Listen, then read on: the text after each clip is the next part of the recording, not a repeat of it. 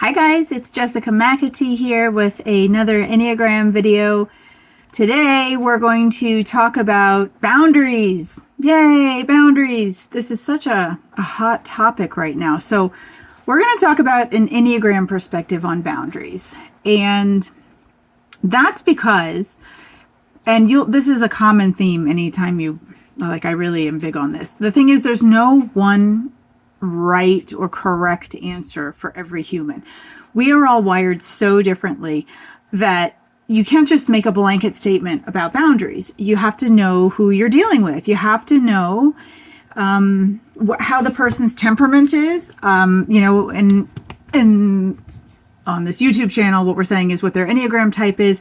But your Enneagram type is basically just a combination of certain personality traits that you have been born into and that you practice regularly. And that's what creates your personality. So we're going to go through all 9 types and talk about boundaries with all 9 types. So for each type, there's going to be some actionable growth steps. There's going to be some observations on how that person is generally, how that type is generally with self boundaries and how they are with other people's boundaries, right? Because there's at least two components to the boundary story. Number one is how well do you set and maintain and honor your own boundaries? And number 2 is how well do you honor the boundaries that others have? Those are both really important.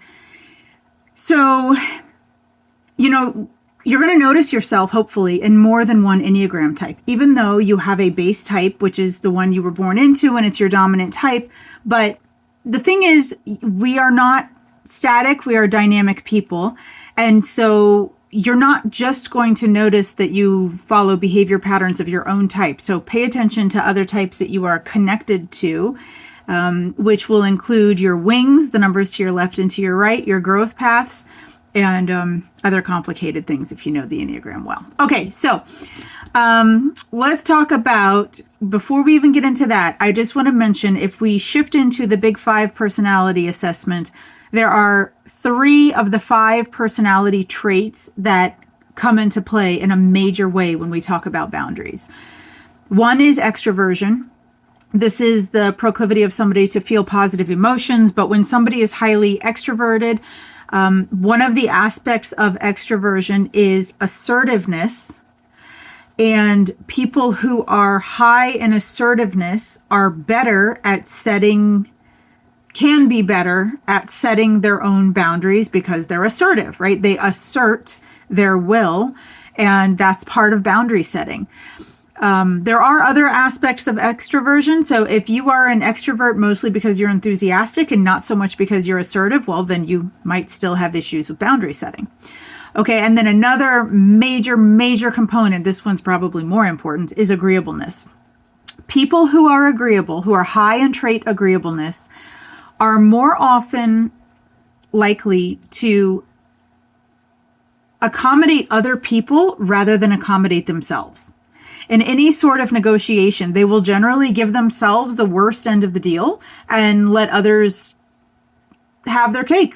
And agreeableness, people who are high in agreeableness do this for different reasons. And generally speaking, and this is not like written in stone, but pretty much for the most part, if you are an Enneagram type 2, what is it? What are the agreeable types? 2 and 9 are generally quite agreeable. Some of the numbers waffle back and forth on it. Often 6s can be agreeable. And again, they do that for different reasons, but what we're saying is they will allow other people to have their way and be more reluctant to have what they want for various reasons.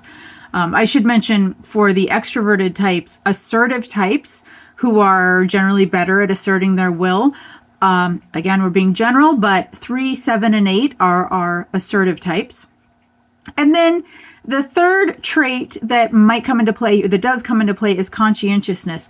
People who are high in conscientiousness, and in Enneagram world, 1s are always high in conscientiousness. There are other numbers that may be too, but 1s, that's like a core trait of 0.1.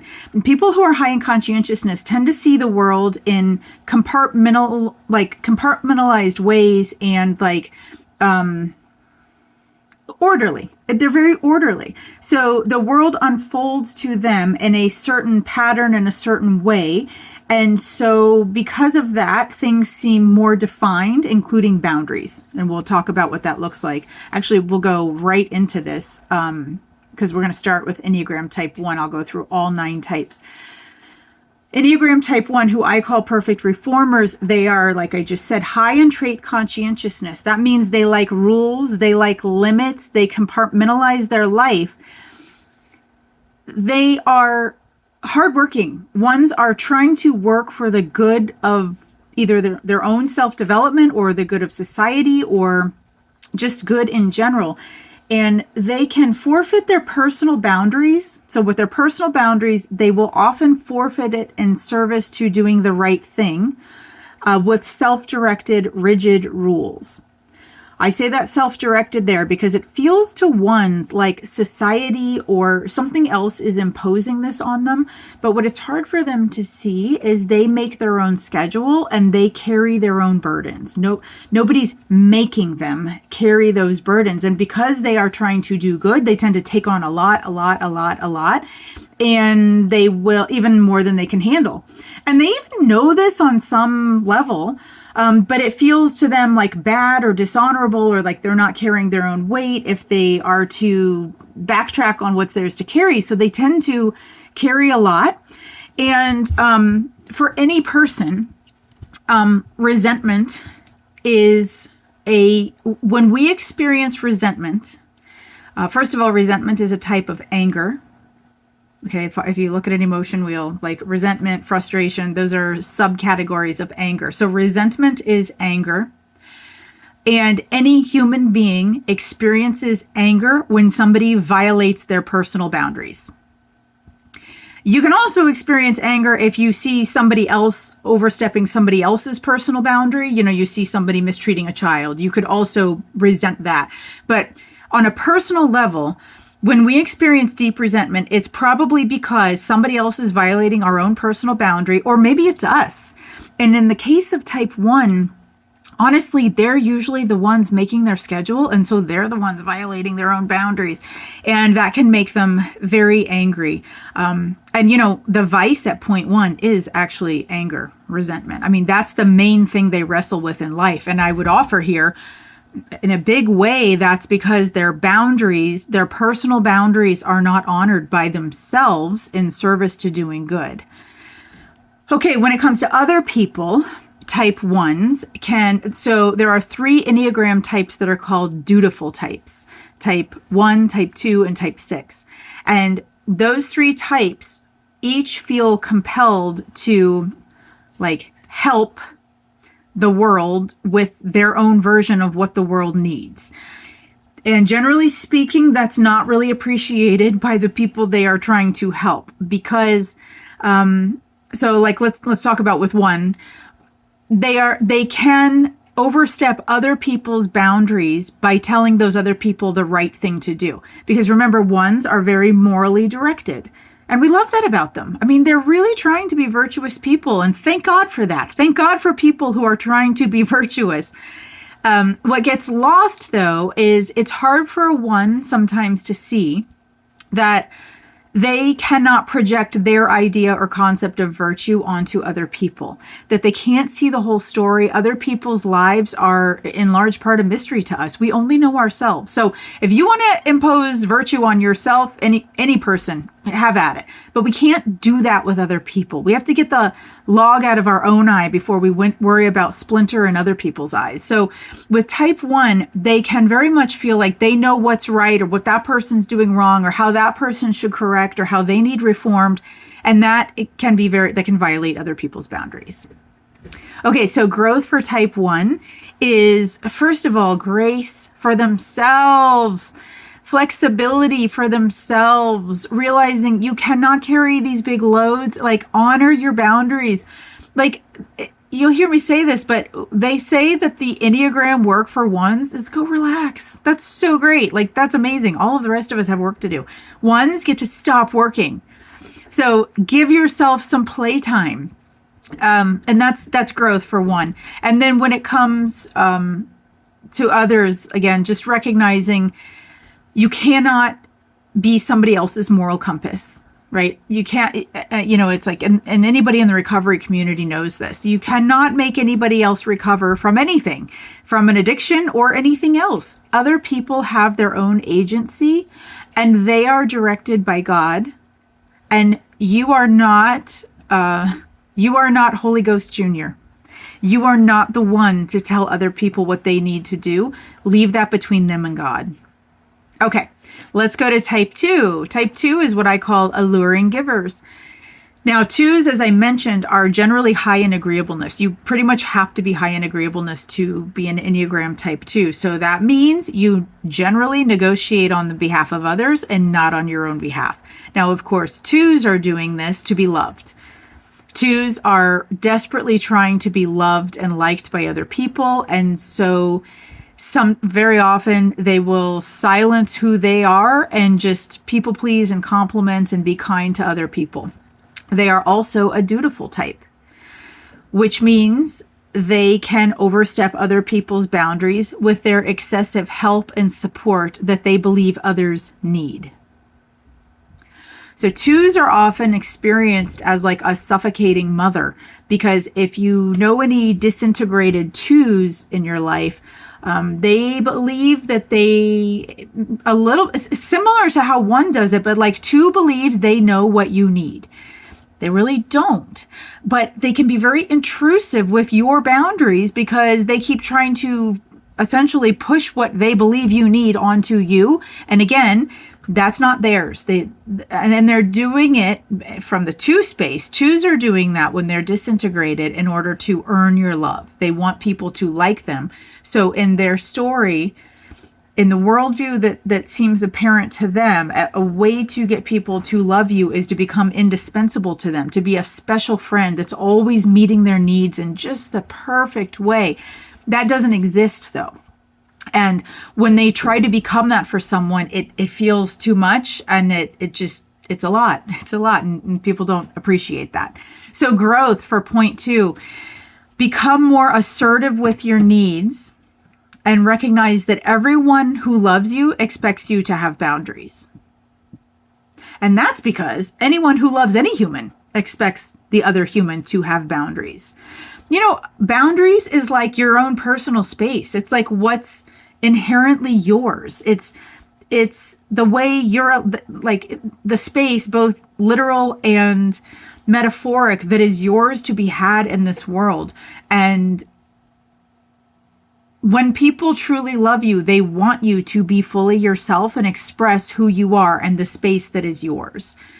And when it comes to others for 2s, recognizing that it's best if you allow them to ask you before you try to meet a need of theirs.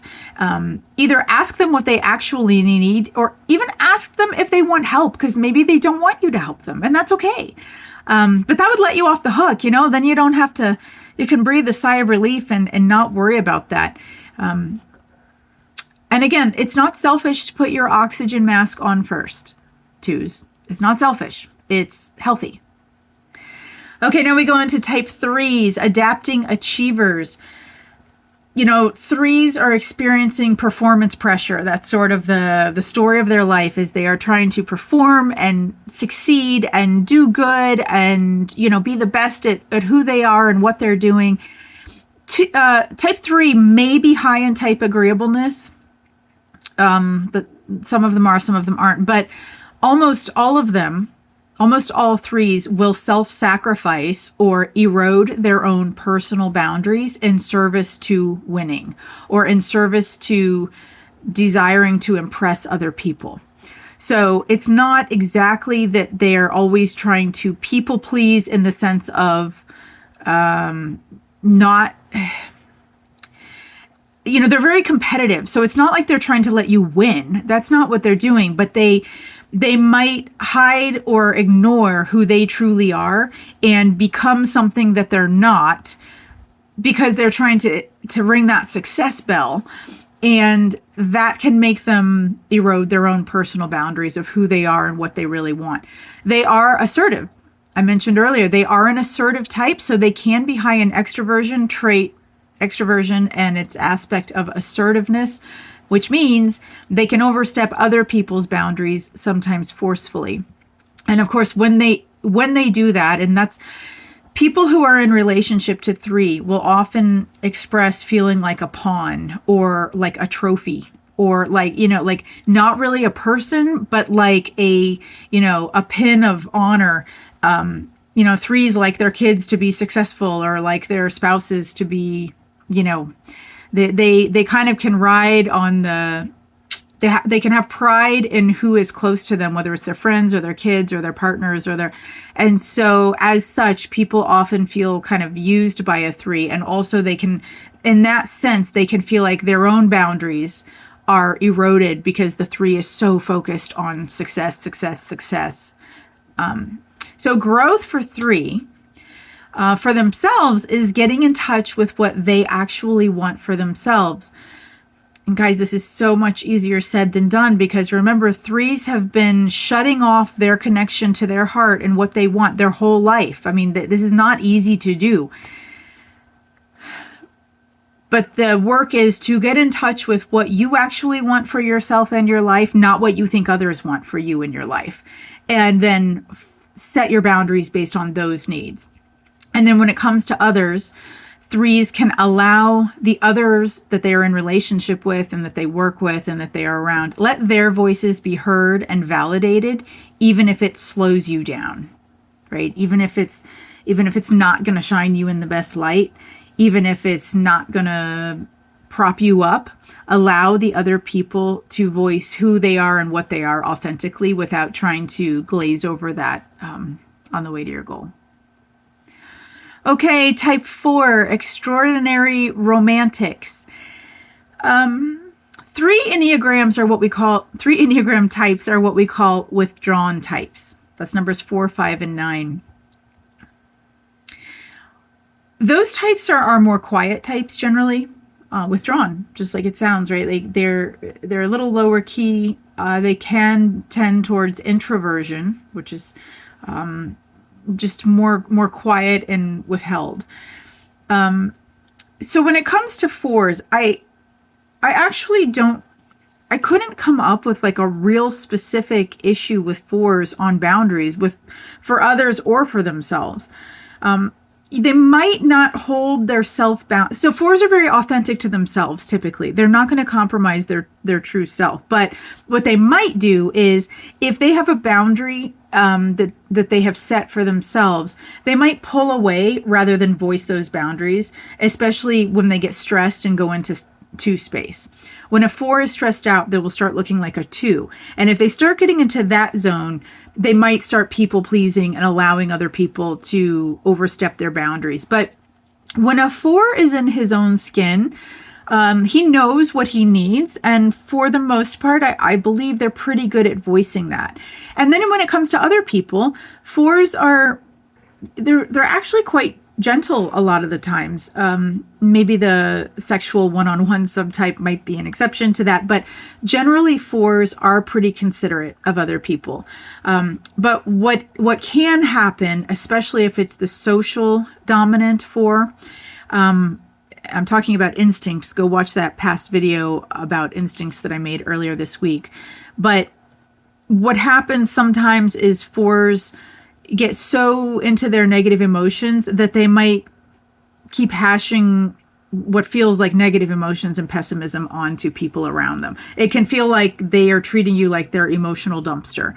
And so they can be overly dramatic or overly melancholy, and they forget that we all have problems, that every human has problems and emotional struggles equally. Like they are not the only ones. But the social 4 really gets stuck in their emotional feelings, and particularly in voicing those emotional negative feelings in search of a rescuer, sort of. So the thing is, if you're around that person and they're just constantly voicing negativity, it can be a violation of your own boundary. Like, okay, like don't, like, I'm not just here for you to vomit on all the time. But I really don't think, I think actually most of the time 4s are possibly relatively good with boundaries because they can establish rational boundaries for themselves. Rational there meaning not just emotionally charged, but they're they have a 5 wing, so they know what's good for them. They can set those boundaries and then share with others for the others' boundaries. Share with others appropriately for what your relationship is with them, and recognizing that we are all equal in our pain and suffering, and you're not unique in that. So the other people who are in relationship with you, while of course from time to time we all share our heartaches, but if that's all you ever share, that can feel like a boundary violation. Okay, type 5. Now, actually, 5s, I really think are, they have a real unique take on boundaries. The whole worldview for type 5 is they are trying to retreat and not be intruded upon. They are the least relational type of Enneagram personality. They are very focused on their cerebral types, and they're pretty much focused on their ideas and their interests and developing the knowledge in the areas that are interesting to them. So human interaction boundaries are not things that 5s probably think about, except for that they do think about trying to make sure people aren't intruding on them. So personal boundaries are a huge focus on type 5, which means they're pretty good at saying no, or at the very least, they're good at retreating so that they ensure they're not even violated or intruded upon. Or like people, what I'm saying is they isolate all the time. So that's like they automatically isolate. Even in a room of people, a 5 will be like against the wall, like eating at the cheese board or something. Like they are in, their whole life is spent withdrawing, retreating. So personal boundaries, like they kind of like, I guess, don't even have to set boundaries because they make it so that they don't interact with people that much. And then when it comes to other people's boundaries, because they're so hypersensitive to being violated, they actually are pretty respectful of other people, because 5s, well, they're just nice like that. They don't want you intruding on them, and they definitely are not trying to intrude on you either. So I actually think 5s really, in one sense, it looks like they're doing boundaries really well. But I will say, for growth for a 5 is, if you are trying to connect to people you love, or that you would like to be close to, like, you can only be close to somebody by a softening of your boundaries so that they can get in and see your heart and see your soul. So actively engaging with others is boundary work for 5s. But what we're saying is, it's like 5s, we want them coming closer to people and not isolating and pulling away, and not, just allowing, we want them involved with people and not so separated. So that's the work for 5, is actually, hey, engage with people, which is the opposite of setting a hard boundary, but that would be growth for a 5. We get to type 6, dutiful inquisitors. They can be high in agreeableness. They're not always, but often they are, especially in a subconscious and fearful effort to keep people around for support when they need it. So remember, 6s are fear-based types, and fear is even their vice. So they are like the fearful of the fearful. And what that does is it gives them a subconscious drive to make lots of friends and try not to have any enemies, so that they always have support. And so they can allow their personal boundaries to erode in an effort to be loyal, committed, and hardworking. Because in the world they live in, if you want people to be there for you, you have to be there for them. And so they have such a hard time sometimes telling people no, and not just in personal relationships, but even their bosses, their community, their kids' softball team, whatever. They want to be your yes man because they want you to be their yes person when they need somebody. So, but there's a few issues with that. First of all, we're not all living in that type of world that they're living in. So, it would be better for them to not try to say yes to everything, because that goes back to resentment, right? They'll just start getting resentful because they will have the feeling, and many of them do. You'll often hear 6s say things like, well, I do all the work in this family. I'm the one if I didn't have my job at work, that place would fall apart. I do everything. Well, then stop. As they're also a dutiful type. I mentioned that earlier. Types 1, 2, and Six are dutiful types for different reasons. And as a dutiful type, sixes can be experienced as intruding on others' boundaries with their overly zealous need to protect those they love by telling them how to live their lives or by big emotional eruptions or negative complaining. Sixes often, not always, but often tend to be complainers, and that is a subconscious cry for help, kind of, and it's also a subconscious like litmus test to see who's on their side and who's not. Like if a six complains to you and you're sympathetic towards them, they may think of you more as an ally. But if you're not, then oh my gosh, maybe they got to watch their back. Maybe you've turned on them. So for growth, like this is the thing, sixes are very hard workers. They really are. They're very loyal, but they need to appreciate that they are a hard worker, but they need to know their limits and be consistent with setting like what they're willing to give. Don't pick up other people's slack. Stop doing all the work. Or at the very least, if you're going to do it, don't complain about it. Right? Like if you want to do it out of the goodness of your own heart and then you're just happy, and there's something that's a real thing too, just doing it to help people. But if it's going to make you bitter and complain, then stop doing it. Then that's your cue that's a boundary that you need to set. And then when it comes to others, trust your friends and family and bosses and politicians. Trust them to relate to you in the ways that they naturally relate, rather than how you need it in any moment. Sixes can live in this framework where they believe that they treat people very certain ways, and then they expect people to treat them back in that exact same way. And that's just not how humans are. And it doesn't mean they don't love you, and it doesn't mean they don't appreciate you, but it feels suffocating to others when a six is constantly on their back about like how when the six feels like the people are betraying them because of how the people are acting, and to the other people they're thinking, I'm not betraying you, this is just how I am. But the six takes things personally. I guess that's kind of what I'm saying. So stop taking things personally and overstepping what people who love you, trying to like force them to love you and be who you want them to be. Just let them be who they are. Okay, getting into type 7, innovative epicures. They are typically very high in extroversion, and including assertiveness. They are assertive types. So people who are really high in extroversion tend to have very optimistic views of themselves that are false and delusional. So, part of how that manifests in type 7, and 7s, we're trying to live the good life. That's the framework at 7 is like, let's have all the fun we can. Let's make every moment in life super enjoyable. And they want to do it all because YOLO, right? So what a 7 is doing is trying to do everything, which means they can erode their personal boundaries.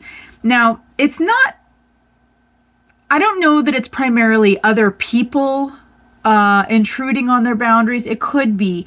But I get the feeling for 7s, it's more similar to how the 1 is doing it. They're violating their own personal boundaries by trying to do everything fun or just trying to experience all the things. So they can ignore their own self-limits in an effort to do it all. They can spread themselves too thin, and they can lose the depth of experience in any given area. Overcommitment kills deep joy and meaning. So for 7s, part of boundary work is realizing, look, I cannot do this all. And setting healthy boundaries for self-care, honestly.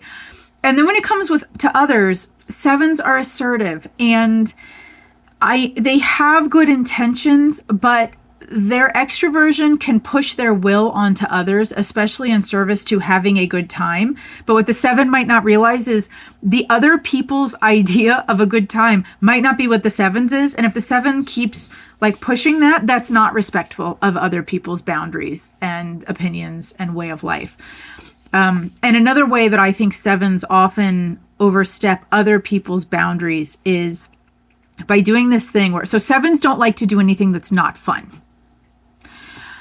They don't like to do adulting. And so what can happen in relationships or even at work is the 7 will do like the funner things. I know that's not a word. And they expect other people to pick up the responsibilities or the tedious work so that the 7 can have all the fun. And again, it's an indirect way of making other people do the hard stuff. And then the 7 like lets themselves off the hook. And that's an erosion of other people's boundaries. And they will generally then maybe charm their way through that. Oh, hey, Sally, could you pick up that shift for me on Friday? Like, oh, and it's like, oh, I have to go out on Friday. Or maybe you don't even tell her, right? Maybe you want to go out on Friday with your friends and you have her pick up the shift because you don't want to go to work. Like, that's not cool, right? That's like not respecting other people. So the growth for 7s, when it comes to self-boundaries, to recognize that you are not superhuman and you are not doing things as well as you believe you are when you're doing all the things. You think you're doing everything great, but you're not. So learn to prioritize. Learn to set boundaries by prioritizing what is yours to do, what matters, and recognizing that you can, what is the phrase? You can do anything, but you can't do everything.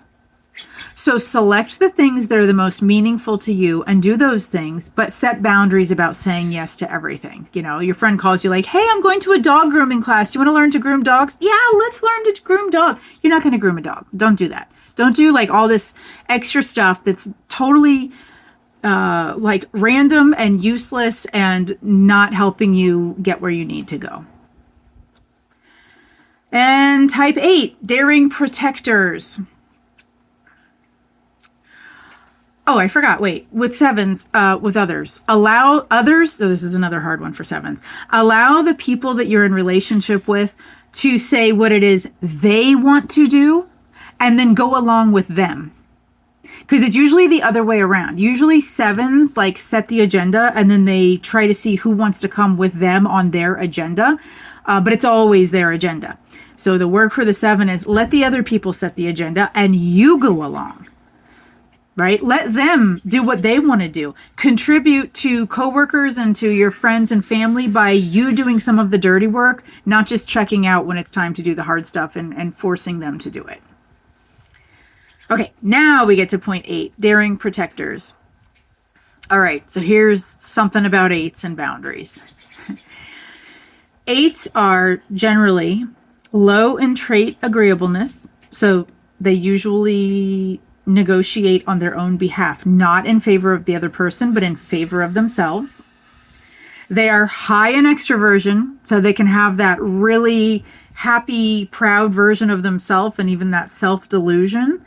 And they're also often high in conscientiousness, which means firm lines of this and that, and things are like one right way. So what that ends up doing is making somebody who's very good at setting personal boundaries. 8s virtually never allow their self-boundaries to be crossed. Now, that's not to say that they don't do things for other people or ever do things they'd rather not do. They definitely do, but it's like premeditated and they're willing to sacrifice it ahead of time. So it's like, I relate a lot to this part of 8 space. It's like, you know, people often talk about people taking advantage of them. People cannot take advantage of me because I don't let them. Similar to 8, I am also low in agreeableness and I'm high in extroversion and I'm also high in conscientiousness. So even though I'm not a type 8, I do have those 3 traits, which means if I don't want to do something, I won't agree to it. And if I do agree to something, even if it's something that wouldn't be my favorite thing to do, I have already reckoned with myself ahead of time, like, hey, you're going to do this because you love this person or because you want to keep this friendship. Or so I never feel taken advantage of, because if somebody starts taking advantage of me, that's it. Like I won't, number one, I won't go through with whatever it is. And number 2, I won't engage with that person anymore. So 8s are really good at setting these boundaries. And so high five 8s. What that means is they generally don't experience much resentment. And again, even though I'm not an 8, I share that. I don't have a lot of resentment because I don't cross my own boundaries, at least not without premeditation and knowing that I'm willing to make that sacrifice. Okay, but when it comes to others, okay, so this is where the eights struggle with boundaries, not for themselves, but primarily with other people. And in that regard, eights really struggle with boundaries, meaning eights regularly violate the will of others by asserting themselves forcefully and asserting their will. Now, let's back up and let's remember, eights have really big hearts, and it's certainly not that they're bad people at all. Actually, they have big hearts, they're generous, they're kind. But what they can forget is that other people have autonomy too, and that other people's autonomy might be different than their will, and that's okay. That we are allowed to have different wills. That's part of humanity. So, eights, even with personal space, it's not even just with, it's in all kinds of ways, but I know an eight who every time she's around you, she's 2 inches from your face and you're like, oh my God, back up. It's intense, right? That's the personal boundary. So eights aren't even that good some eights are not even that good at noticing personal boundaries, let alone emotional boundaries, let alone other types of boundaries. So, often, for instance, they want immediate responses. Eights are very quick. They're movers, they're shakers. It's hard for them to recognize not everybody is that quick. Some people need processing time. Actually, lots of people need processing time. So they can try to push you to give me an answer right now or do this thing right now. They can be very opinionated about how things should be. They can be very my way or the highway. All of these things are essentially disrespectful to how other people, doesn't allow other people to take up their own space. So growth for the eight is to let down their guard and soften to a place where you can be affected and influenced by others. So softening those rigid protective walls, realizing that others and their ideas and their slow responses and their way of doing things and their way of thinking can actually enrich your life. It's not going to take away from you. It will actually expand you and make you broader if you open up to some of the will of other people, and give them the right to reflect and get back to you or to respond at a better time. People who look at eights are very big picture thinkers, and they look at things big, quick, rough and dirty, quick, let's get moving. And there's a lot of value in that. And there's also a lot of value in, well, hold on, let's do an analysis of this. Let's deep dive. Let's look at the details. That's just as important. And so sometimes eights can disregard or disrespect that type of the way other people are. Okay, and then type 9 also, 9s now are the opposite of 8s. So 9s are generally very high in agreeableness, which means they negotiate for other people and not for themselves. They're also typically low in assertiveness, which is the aspect of trait extroversion. And then they are low in conscientiousness often, not always, but often. That's a nightmare for personal boundary setting. That's actually the worst. Those are the worst 3 ways you could be for personal boundaries. And if you're a 9, you already know this. This is nothing new. So the issue with 9 is setting and holding personal boundaries for yourself. I think in some ways it's harder for them than all other types. So, they regularly, habitually, and daily self-sacrifice boundaries for the sake of others. More specifically, for the sake of harmony, because 9s hate conflict. They want to be peacemakers. They don't like bad vibes in their space, and so it seems to them to self-sacrifice is the best way to minimize bad vibes. But also, as 9s know, that actually just gives them a lot of resentment and they are anger types. And again, the resentment is coming in because they have their whole lives. They lost their boundaries a long time ago, and then they've taught those around them to follow suit. So they've taught, we teach people how to treat us. And our 9 friends not only have they sold themselves out and lost their personal boundaries, but they've taught others that it's okay to do that too. And it's not okay, and it's never okay. And then when it comes to others, 9s are a withdrawn type. they're actually very respectful of boundaries of others, even hugely accommodating. Remember, they don't like any conflict. They don't like rough feelings. They don't like telling people no. So at the end of the day, they're excellent at following your boundaries, but for themselves, they have a really hard time. So growth for point 9 is self-respect. Wake up. Wake up to yourself. It's not too late. Know your views, and it's going to be hard. Again, 9s, their whole lives have been turning themselves off to accommodate others. So it's like, turn yourself back on, wake up, know your views, know your opinions, know your feelings, and your needs, and all of those things are just as important as anyone else's. You are allowed to set boundaries. And again, those who truly love you will respect your boundaries, but we don't know them if you don't voice them. So, you probably will have to have talks. Those of you who are higher in agreeableness and have not, and are going to make some changes, you'll probably have to have conversations with those you love. Like, hey, I recognize that I'm constantly violating my own boundaries and it's making me really resentful and hard to be around. And I need to change that, but I also need you to help me change that, because boundaries are a two-way street. Yeah, and with others, 9s are generally very considerate, and they're not really prone to overstepping boundaries.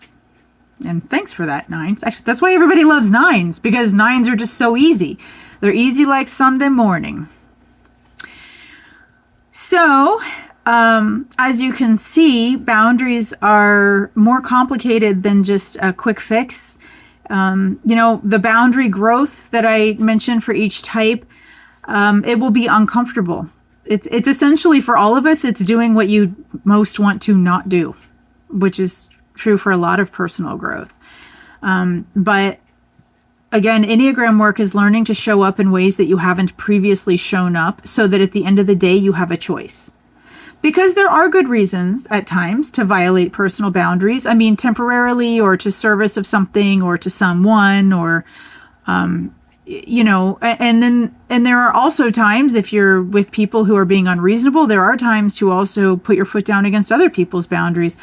But all of that has to be decided and discerned in real time by following the spirit of truth, or the Holy Spirit, or the universal mind, or whatever you want to call it. But by being led in each moment, that's how we know the next right thing. There's not just like a blanket answer. So thanks for watching this video on boundaries. If you like, then like and subscribe. And also let me know what you think about your type and numbers, and any observations you had about this. Thanks. Bye.